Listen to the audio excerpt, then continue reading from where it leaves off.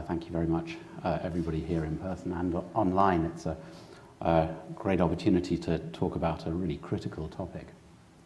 So there's a huge social infrastructure spending gap in Asia, particularly Southeast Asia. And this was present, of course, before COVID. And investment is needed to improve the lives and livelihoods of literally hundreds of millions of people. And how this money is spent actually matters more now than it did before. Asia's economic growth rates are slowing with aging populations. And that means that new assets that are being built today are less likely to be replaced in a decade or two than they were in the past by bigger and higher efficiency facilities. And the other reason is that any long-dated assets that are built now are going to affect our emissions pathways as we try to stabilize climates in line with the Paris Agreement. So we really do need longer, more considered planning horizons, both at the asset level and at the policy level. Now, last year, EU governments were actually very quick to attach green and sustainable considerations onto their economic stimulus and recovery plans post-COVID.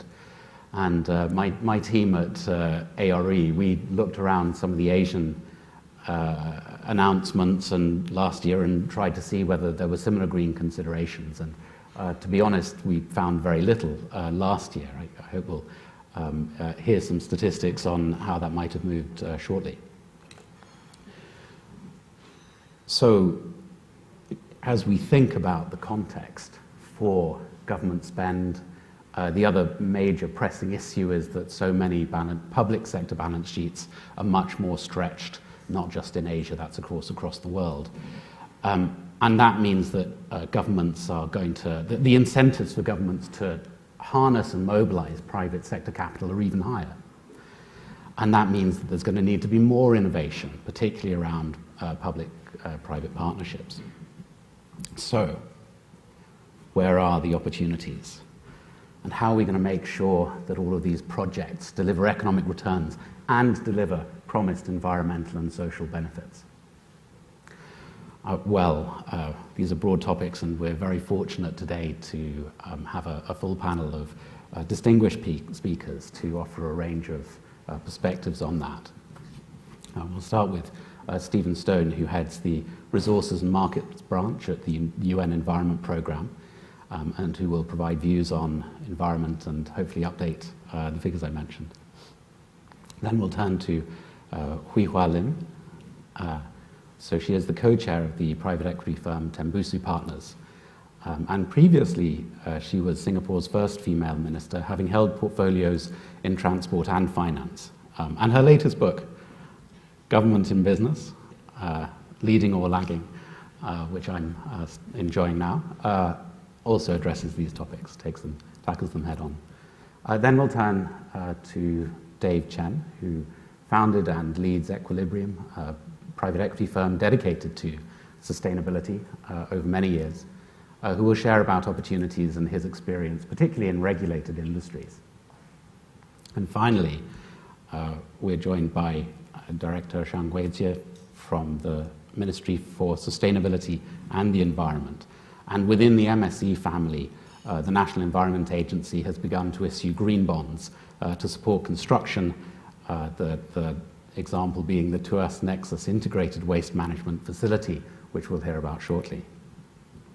So we'll start with a question that each of the speakers has agreed to answer to, then go to moderated discussion and finally audience Q&A. So our opening question, we'll start with Stephen, is what opportunities are you seeing for investment in projects or in companies that fit with the theme of building back better, and where the government should seek to harness the private sector? Thanks very much, Ben. Great to be with you. I guess it's this afternoon there in Singapore at the St. Regis. It's morning here in Geneva, where I'm starting out. I remember being, Jessica, back with you a couple of years back for the first Unlocking Capital forum that you had some years ago, and it was really, really good dialogue. So it's great to see the tradition moving forward, and Ben, Great to be with you on the panel and the other panelists today.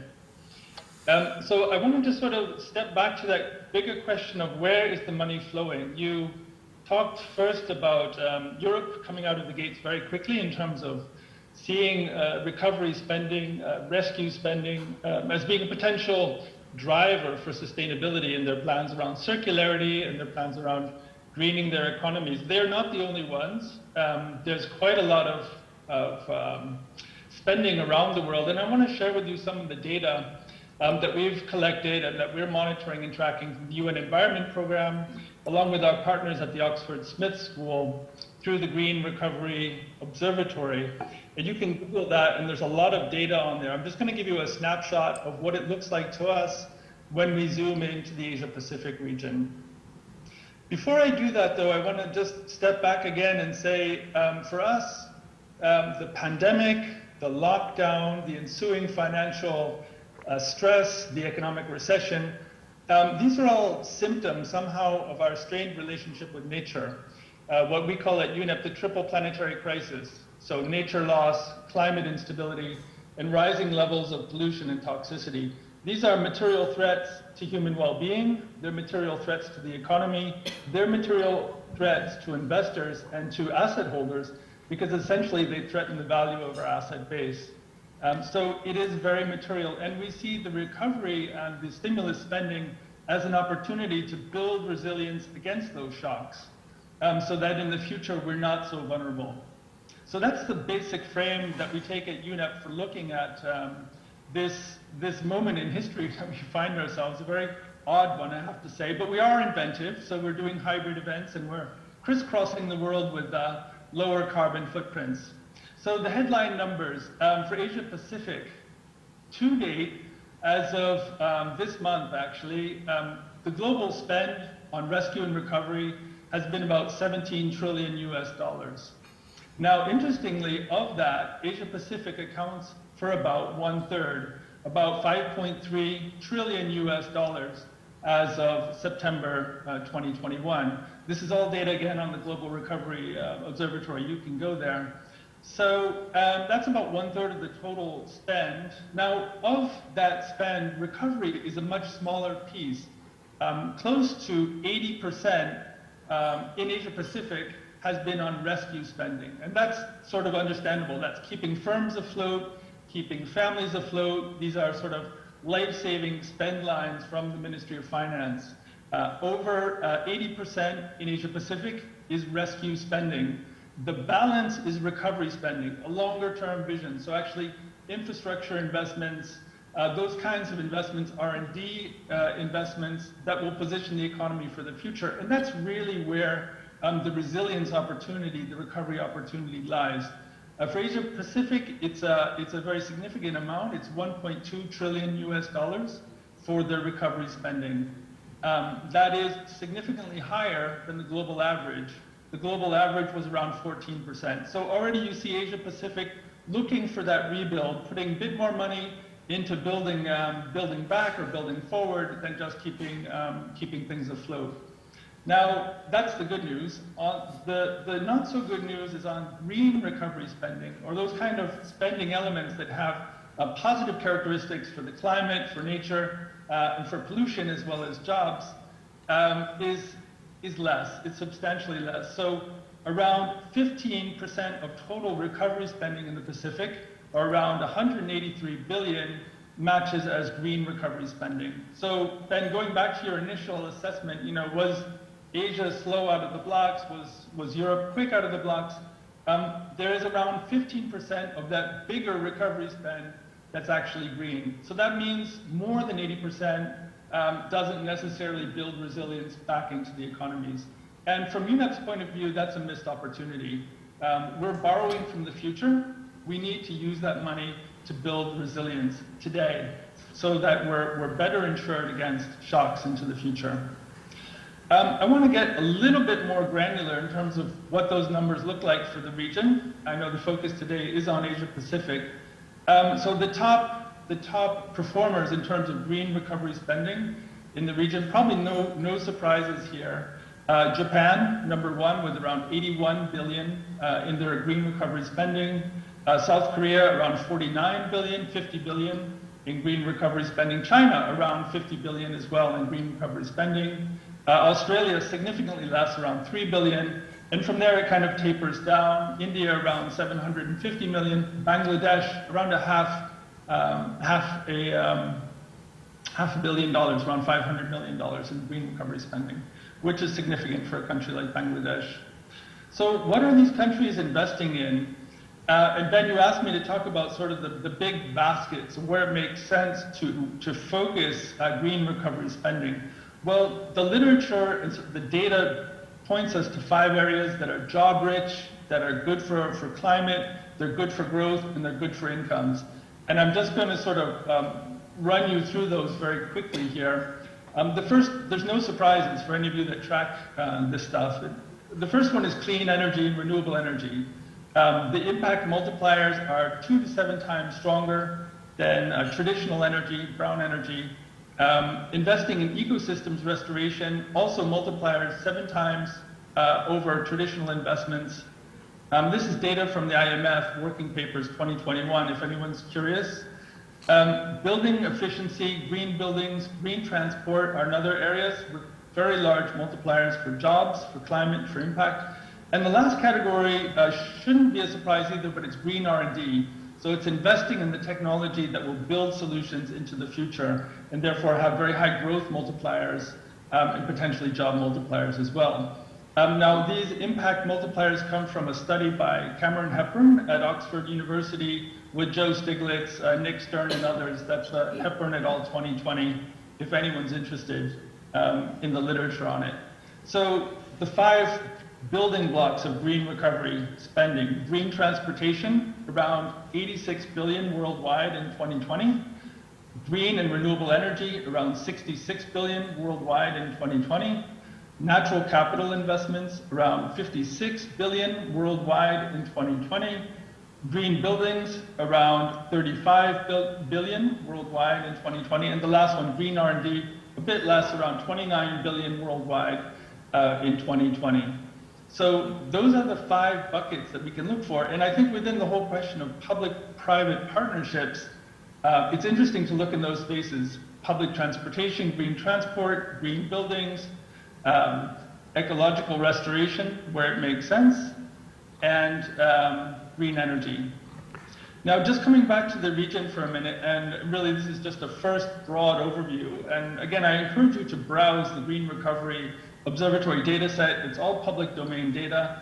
It's all open access, so you can look at it, and it goes into over 150 policy archetypes that are categorized against climate, nature, and pollution impacts, job impacts as well. So just coming back to the region, the top performers and some examples, just to give you a sense of what countries are investing in. Japan, 19 billion. Their biggest one piece of spend was 19 billion in a green society fund to contribute to achieving 2050 carbon neutral target through electric vehicles and zero energy houses. So Japan, a big part of the spend on the Green Society Fund. China, around 15 billion on reservoir renovation, so essentially water management and flood control for extreme weather events. South Korea, around 4 billion for the Ministry of Environment's carbon neutral budget, which again looks at zero emission vehicles, hydrogen and electric, reducing greenhouse gas emission in industrial public sectors, and green finance, among other things. And a couple more examples just before closing up. Australia invested around 1.3 billion in new energy technologies, so alternative energy sources, non-fossil fuel, non-combustion. And here's some interesting ones to wrap it up. India, 790 million US dollars for funding afforestation and plantation works. That's essentially ecological restoration of the degraded lands for agriculture and for creating jobs. They're very job-rich ways, the public works essentially, which build back the environment and create a more resilient base for future productivity. The last example I want to share with you, Ben, is from Bangladesh. 416 million US dollars investing in green infrastructure. Really interesting. So that's essentially energy, solar energy, biogas, and desalination plants as well. Well, how green are they? We'll have to see.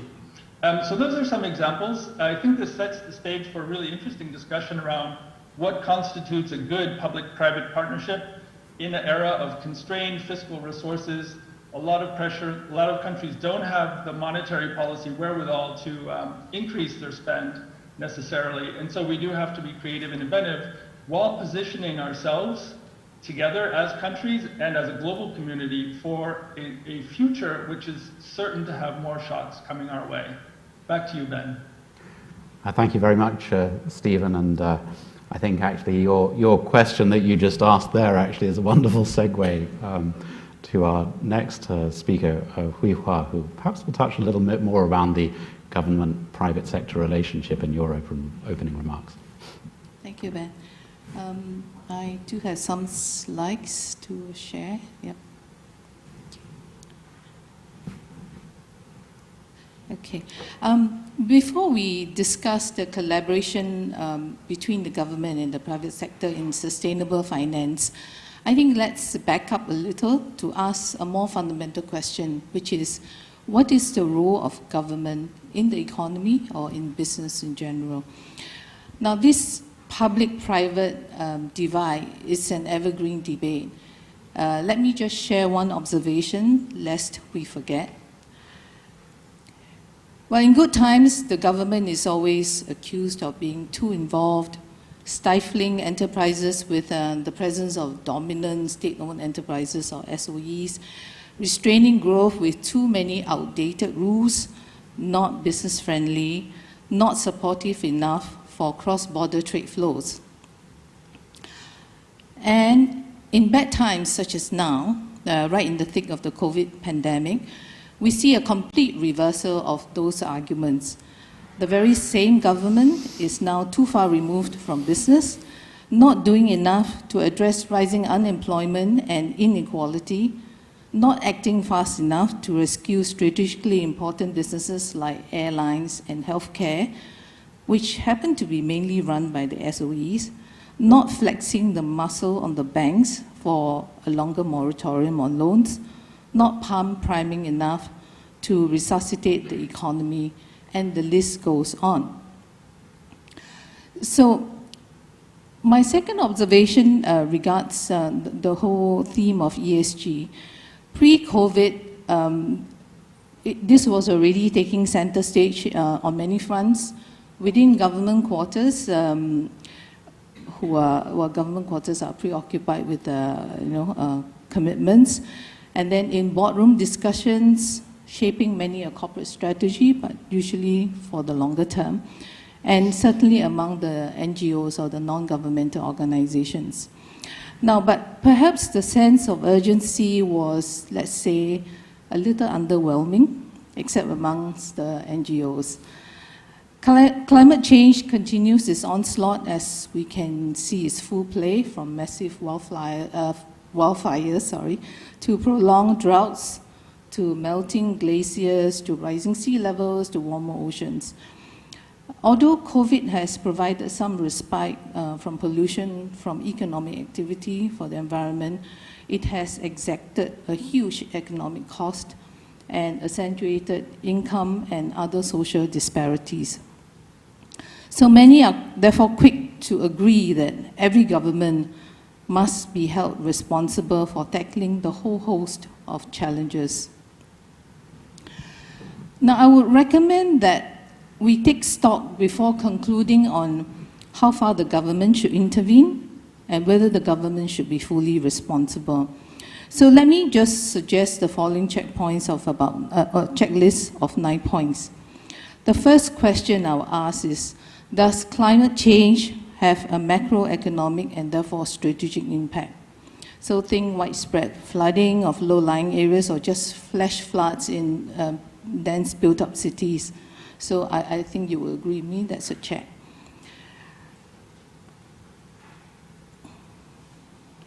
Now, the second question would be, are there safety or security implications to warrant intense public attention? Think of impact on food and water safety, security, or electricity supply, as we've seen in Louisiana recently. Check again. Third question, post-COVID, does the government have sufficient resources to address challenges, which are likely big-ticket items like infrastructure development, which, mind you, has actually fallen behind even before COVID. So think of dams for low-lying areas or water distribution pipes at a time when public coffers have been emptied out by COVID. You would probably say no in most cases. The government does not have sufficient resources. The next lot of questions. Question 4, does the private sector have the financial ability and domain competency to provide a solution? Probably yes, and that's where the whole topic of PPPs would come in. Question 5, are the returns likely to be attractive and within sight? And I don't mean long sight, within sight. Or do we need really patient capital? Would there be ready capital if returns are not immediate? Now, I think the answer is probably not, especially for the infrastructure projects. Question 6, is there market failure for wide-scale implementation of solutions? In other words, will it be hard to find ready private sector players to assume full project risk? Probably yes to the market failure question.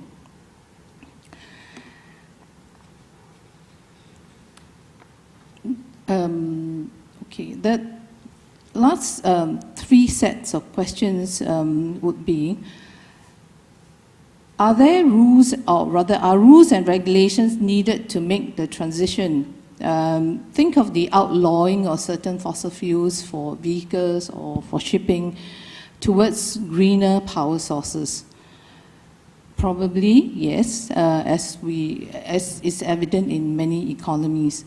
Question 8, does the state have the necessary domain expertise to regulate behavior and compliance towards the sustainable development goals?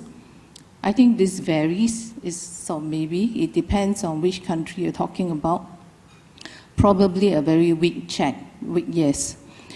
And the last question I will ask is, can government explore and design commercially viable public-private partnerships or PPPs for specific mega projects like switching to solar panels? Probably yes, but the economics have to be right. So this checklist can hopefully guide the extent to which government should regulate and structure its participation in any PPP. And by the same token, it can also alert private enterprises to the nature of the project risk that they will be assuming. Thank you. Thank you very much. So we've sort of had a statistical overview, and then we've had an overview of the nature of the relationship and where PPPs may make sense. And Dave, I wonder if we can bring you in now to sort of share some of your perspectives, perhaps a little more specific on opportunities relating to your firm, and where I think that regulation checklist might also be coming in.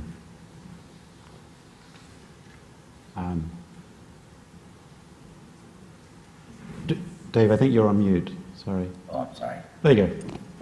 Thank you, Ben, and thank you for having us. And I'm Dave Chen, and with Equilibrium, and we're an investment firm that's headquartered in the west coast of the United States. And our primary work is in the areas of controlled environment agriculture, sustainable agriculture, and then in the area that we call carbon transition infrastructure, and one of the specifics there is waste to energy. And we're very pleased that we recently opened up an office in Singapore.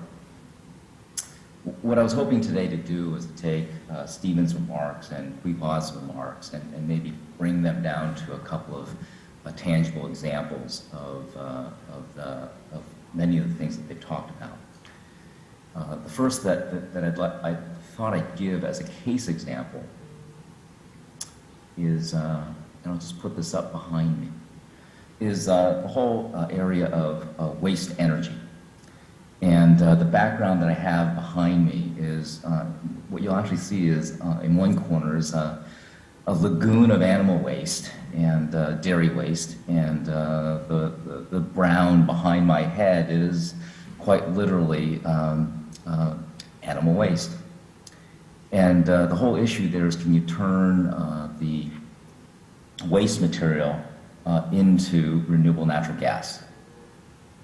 And this is a great example of where the private sector works in conjunction with a regulatory framework that sends a market signal, but also provides a market-making mechanism and a very tangible set of protocols and markets that in fact make this a very viable business proposition.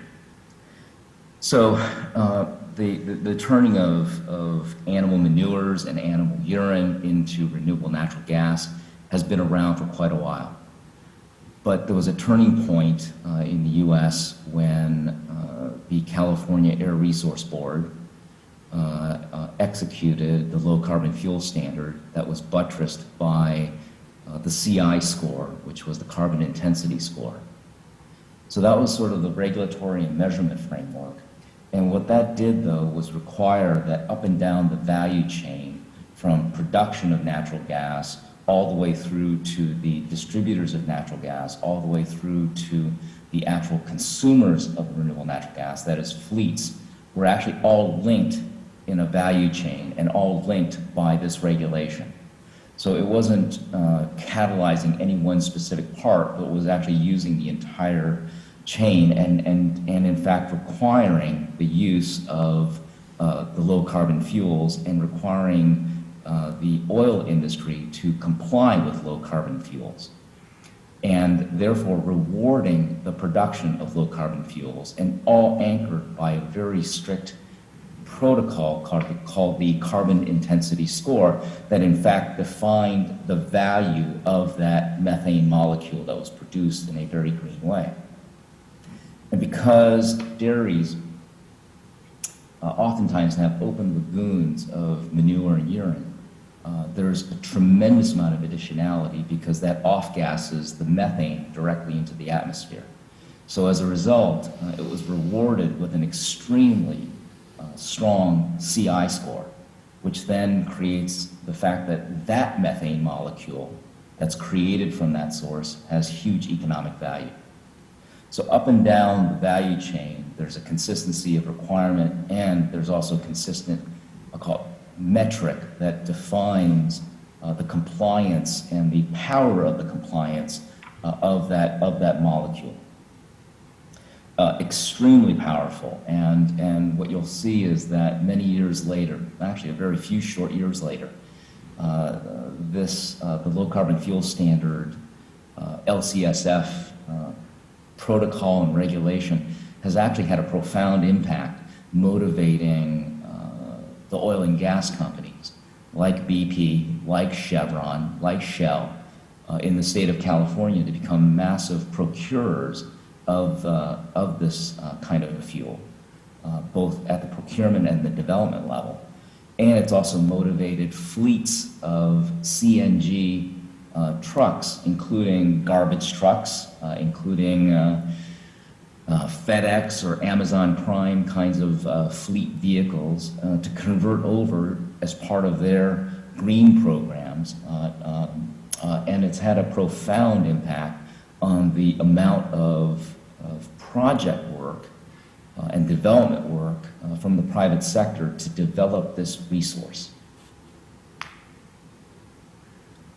The second example that I thought I'd present is one that was mentioned by Stephen, I think as his third.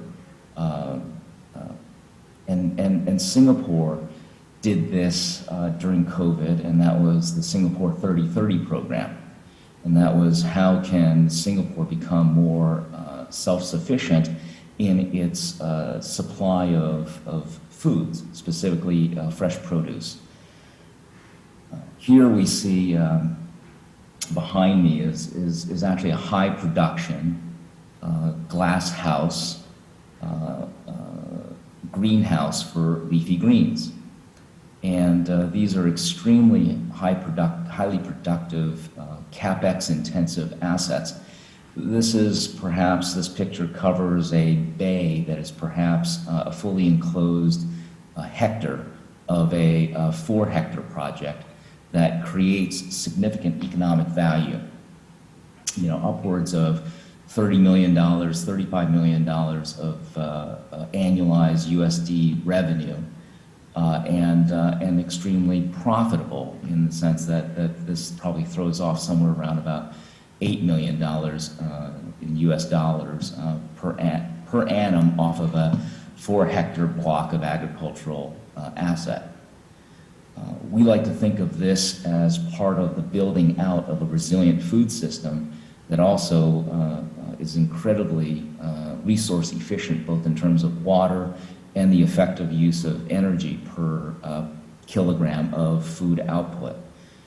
But it's also part of a long-term, what I would call climate adaptive infrastructure that's going to be necessary as our agricultural lands and agricultural regions undergo volatility in climate or just out and out change in the climate, making them perhaps inhospitable or inapplicable for agriculture. In this case, the government collaboration with the industry, I think, is multiple fold. Probably one of the most pressing requirements in order to execute these kinds of very bold, technical-driven infrastructure projects. And I think the Dutch have done a great job of leading the way in this kind of example. And that starts with research, and it's research across a multitude of underlying technologies that are necessary to support this. Research in automation, research in climate control and climate management. How do you take upwards of a 40-hectare block under glass, fully enclosed, and manage the CO2, manage effectively the climate, manage the spectrum of light inside that environment? Some of the technologies that will be required are the wide breadth of climate management that adapts as the external climate shifts on a daily basis. Genetics that are adapted to this kind of growing climate. Remember, most of genetics for agriculture have been to modify it to adapt to climate, whether it's a hot weather, whether it's dry weather, whether it's cold weather, whether it's long seasons. And now we have an environment that presents a very consistent environment. What new genetic varieties can be used to take advantage of that? And then the last is deep engagement with the university system from a human resources, from a future employment, a technology application standpoint, along with debt and along with tax incentives. And I think the last point that I bring out is that we use the word infrastructure a lot. And both these examples that I've given are examples of large-scale infrastructure. And by definition, infrastructure oftentimes needs to be talked about in parallel with the concept of capacity.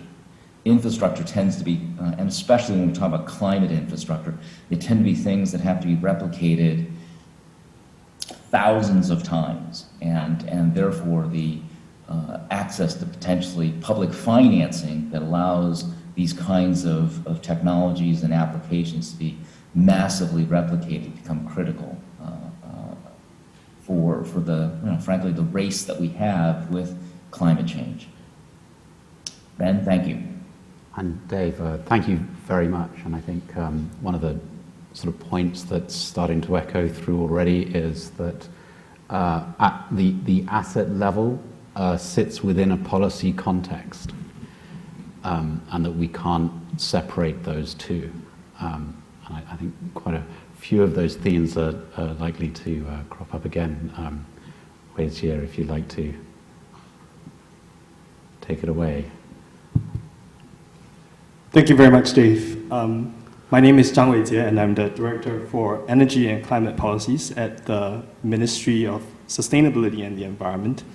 I actually really like some of Dave's points about investing in R&D, because in my previous role as the Director for Strategy at the National Research Foundation, we believe very strongly that one of government's main role is to provide the resources and build the knowledge infrastructure to be able to introduce the technology innovations to solve the problems of the day. And hence, in our latest Research, Innovation, and Enterprise Plan, which continues to spend about 1% of our GDP towards science and technology research, we hope to be able to catalyze those innovations that will solve the problems of today, and a huge focus on urban sustainability and solutions. In my current role at the Ministry of Sustainability and the Environment, we obviously think a lot about how government, through our infrastructure projects, create opportunities to partner the private sector in meeting some of our sustainability challenges. And I think we talked a lot about some of these. One of the recent examples that we've done is through the National Environment Agency, which is in my ministry family, and we've established a green bond framework to finance eligible green projects, such as the Tuas Nexus Integrated Waste Management Facility. It's a really interesting, first of its kind facility, because the byproduct of one facility becomes the resource for the other one. So the sludge from wastewater treatment, we take it, we co-digest it with food waste, and that process is actually 40% more efficient at generating biogas than if you were to digest the sludge on its own. So there are obviously mutual synergies to be reaped, huge carbon savings, and also land savings from co-locating the facilities together. But obviously these infrastructure projects such as these are not cheap, and that is why we have issued a $3 billion green bond, which is the largest inaugural bond issuance by a Singapore statutory board, and the region's longest tenor unrated public green bond. And we're very, very encouraged by the interest so far. Zooming out further, green finance is an important enabler of the Singapore Green Plan 2030. The government has identified in Singapore about $19 billion worth of projects that can be financed by green bonds.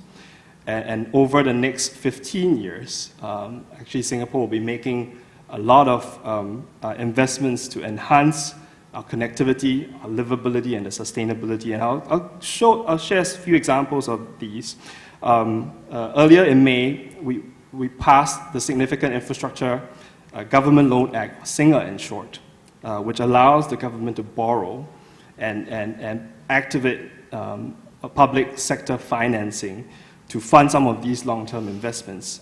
This includes coastal protection infrastructure, which is a long-term and large-scale endeavor.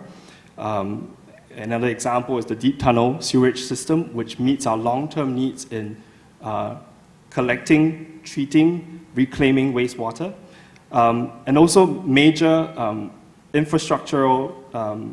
transport infrastructure such as highways and rail lines, which will help to improve connectivity across Singapore. And I guess, in general, to support Singapore's and Asia's transition to a more sustainable future, we will need more financing than is available today. And that's why, for example, the Monetary Association of Singapore, MAS, has set out in the Green Finance Action Plan efforts to strengthen the resilience of the financial sector to environmental risks, to enhance the comparability and reliability of sustainability-related disclosures, to develop green finance markets and solutions, and to harness technology to develop and support green finance solutions. So, yep, I thought I will end here and look forward to a fruitful discussion. So thank you very much. There's been a few different rich examples and plenty of thoughts that have been echoing across the discussion. And I wondered if you could build on that a little further and just share, perhaps where if you'd start, just, where in your experience do PPPs work?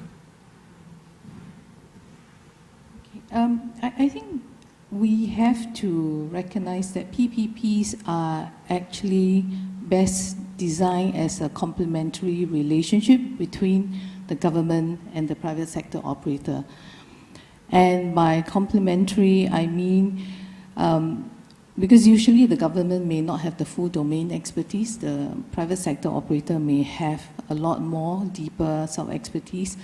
The private sector operator, especially during current times, would have the financial resources and means as well as the business knowledge if it relates to pricing goods and services to the public or the users.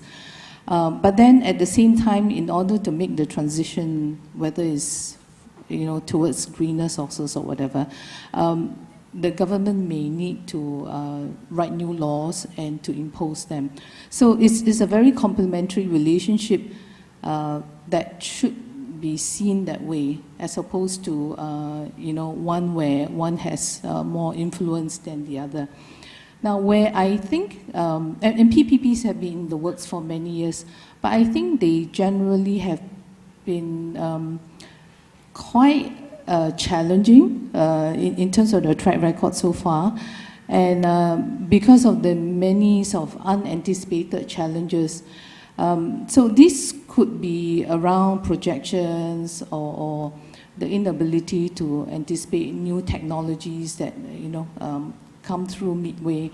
But the main culprit, which I would say here, is actually the politicization of goods and services. We know of so many toll roads that have gone to grief because the government of the day just cannot impose the tolls that are required or the tariffs that are required for the implementation of that PPP. Okay, and Dave, I wondered whether you also wanted to share examples of where PPPs work, where you're going to be confident. It's in some ways I'm going to take Hui Hua's rules and try to distill those down into an example here. If I use our waste to energy example, which is in Yuma, Arizona, I think that's a great example of a PPP, and if we can tear that apart a little bit. I think the very first thing to make for a successful PPP is that we understand the relative roles. And there are things that government can do that there is just no way that private sector can do. And I think that it's critically important that the roles be understood and clearly executed. So, for example, if I gave that example of the waste to energy, waste to renewable natural gas example, the complexity there is that there are multiple stakeholders there, but each one has to know what their job is. The private sector's job was to build the facility, but there was no way that the private sector could actually create the low carbon fuel standard, the CI score protocol. There's no way that private sector could have created a full value chain alignment of incentives from everywhere from the production all the way through to the trucks that use it. That's a fundamental role that regulators and government can play, which is to create that policy and regulatory and incentive environment and to send the market signals. We are a player within that context. Equally important, government at times should not cross the line and become venture capital. But the things that they can do and uniquely do, they need to be doing, and the private sector then meets it and starts to lock in. Another part of that transaction was the issuance of a local, regional green bond. And it was a green bond that would allow for private sector usage. So approximately 2/3 of that project was actually financed by what is effectively a public financing vehicle, so the allocation of a green bond instrument. So now we have a state government, we have a national government, and now we get down to a regional government. And there's my second aspect of success. And I have a funny way of saying it, and that is that in PPPs, everybody wants to get paid. They just don't necessarily, not everyone wants to get paid in money. And I think that's my way of saying that the incentives that each of the players, whether it was California, whether it was Yuma, Arizona's regional government, or the national government, or the private sector, everybody has this notion of returns. But their actual monetary unit or returns unit of the returns are going to be fundamentally different. It's important for every party within that PPP to understand that. And then the third critical element of it is by definition, that asset that we built, that renewable natural gas facility, is a 20-year, 25-year asset. The farmers, the dairymen that are in that region are looking to that facility to be part of their regulatory outlet for the next 25, 30, 50 years. So the regulatory environment needs to have longevity and stability, and it has to be stable for long enough that it roughly matches the useful life of that asset. So if you pull the CI score after 5 years, well, the entire project was probably underwritten and had the expectation of 20 years, 25 years. The green bond probably had a promise life, a term life of 20 years, 15 years. So you need to have stability within the regulation and within the incentive programs. That's not a code word for the fact that those incentives have to be there forever or that they have to be consistent from term to term, but the consistency becomes tremendously important.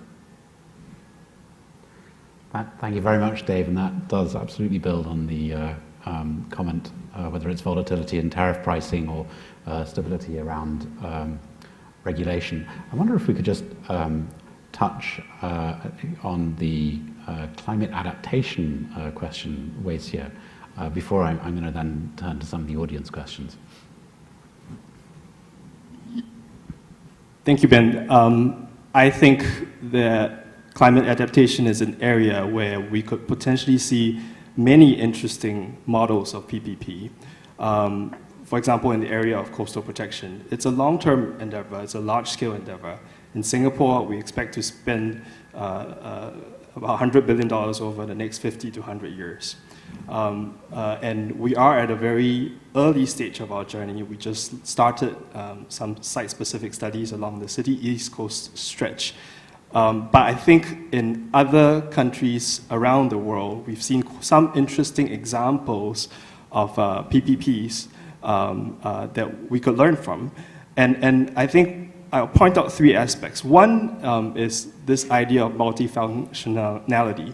No one really wants to build a seawall to keep the rising sea levels out. They don't want to build only just a seawall. They want it to look good. They want it to be places where you could bring your families to. They want it to be wetlands that conserve wildlife. And I think that's really an area where the private sector can come in and offer expertise to help achieve some of these objectives.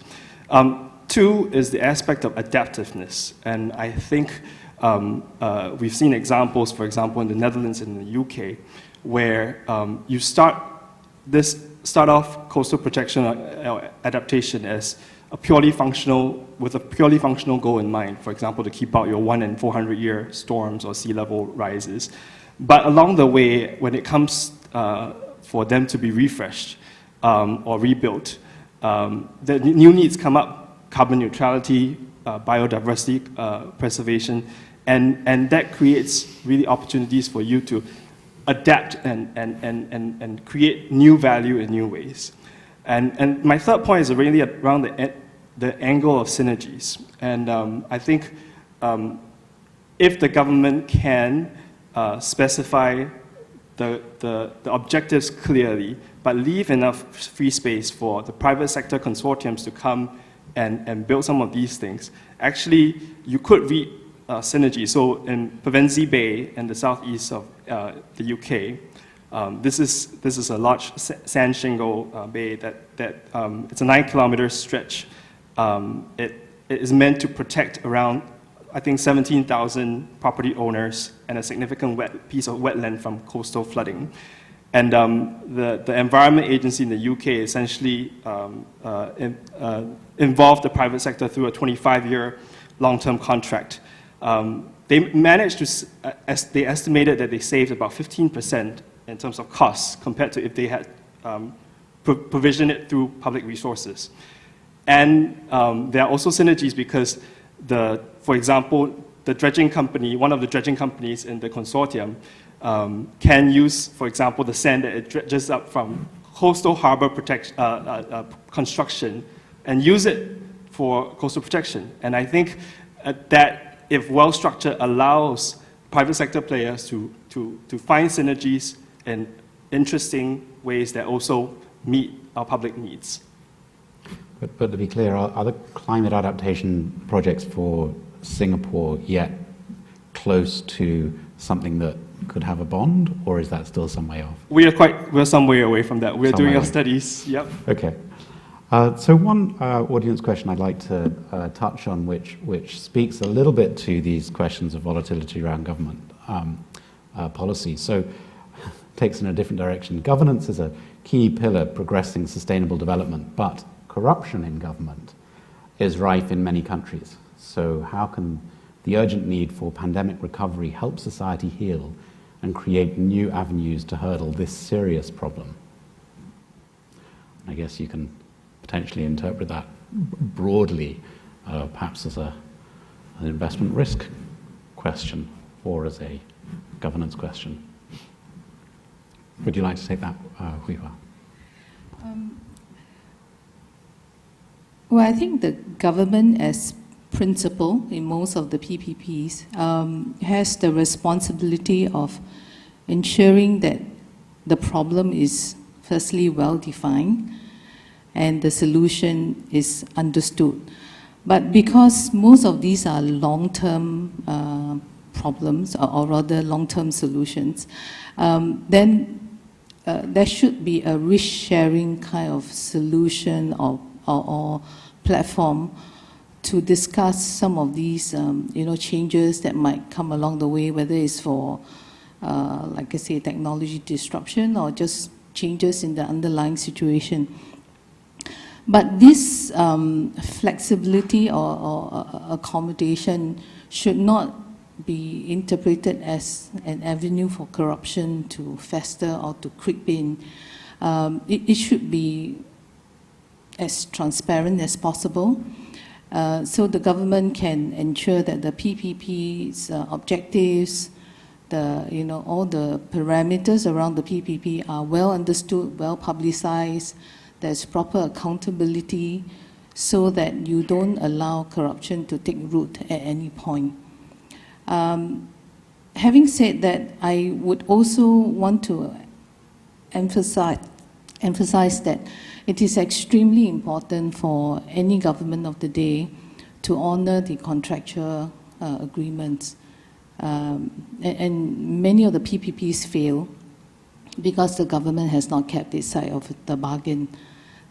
So these are, and you don't want that to again be an opportunity for a corrupt government or new leader to come in to then exploit the situation and ask for some payment before he honors the PPP. So this should all be made fairly transparent, like I say, with proper accountability, ideally to perhaps the government, the parliament of the day, or whatever, so that it's properly embedded, and where any changes would be made fairly well known and publicized to everyone. Thank you. It's just one of the instances of the long-term, short-term governance and incentive challenge.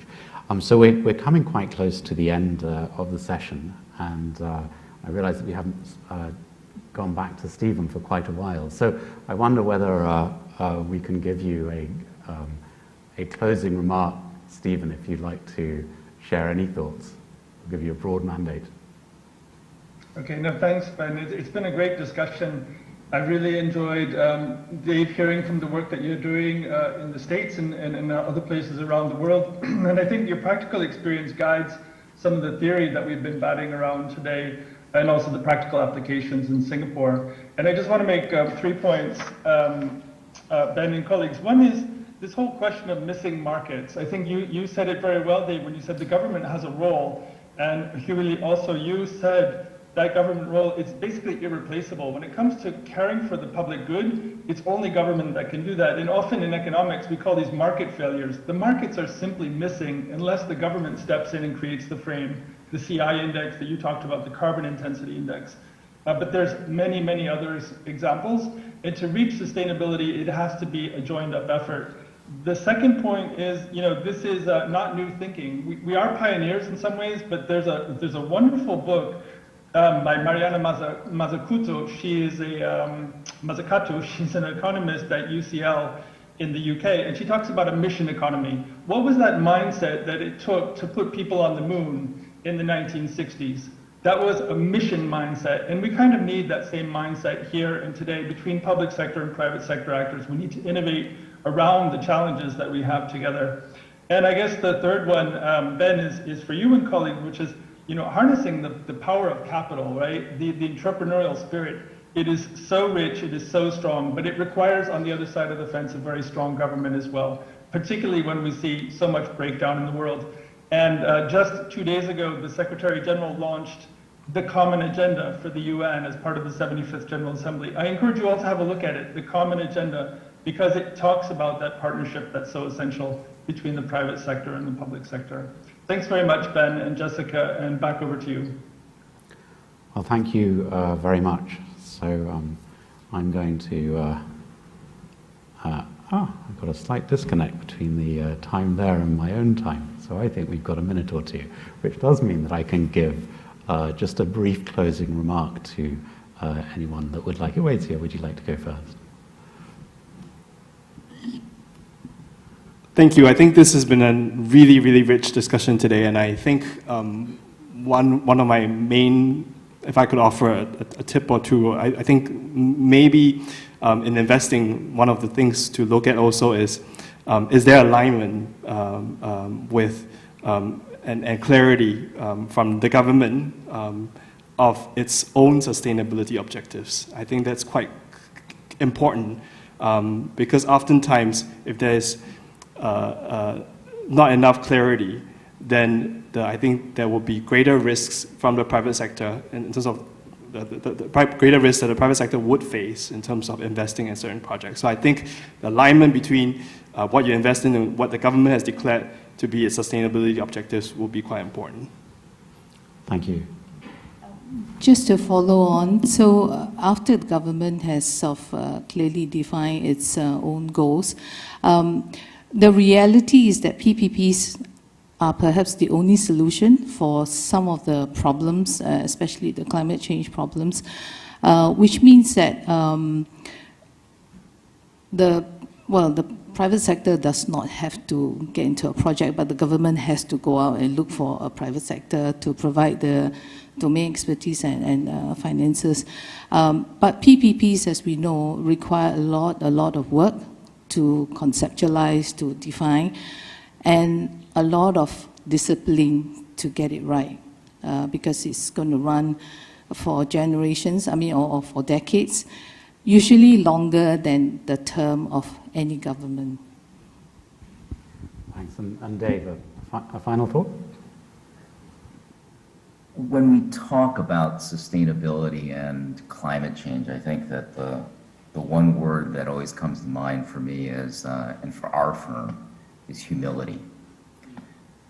Because we're dealing with the intersection of economic systems, we're dealing with the intersection with governmental and regulatory policy systems, we're dealing with the intersection of natural systems. And lastly, we're dealing with human behavior changes. And so that's 4 major systems, platforms that you're going to be messing around with. And we're going to make mistakes. And the truth of it is that we're one big, massive, mission-driven experiment that's going on. And so humility, I think, is an incredible word that we need to keep close to us. Well, thank you very much. Thank you, Wei-Tia. And if I can invite all of you to also thank Wei-Tia, Hui-Hua, Dave, and Stephen in the usual way before handing over to Jessica. Thank you.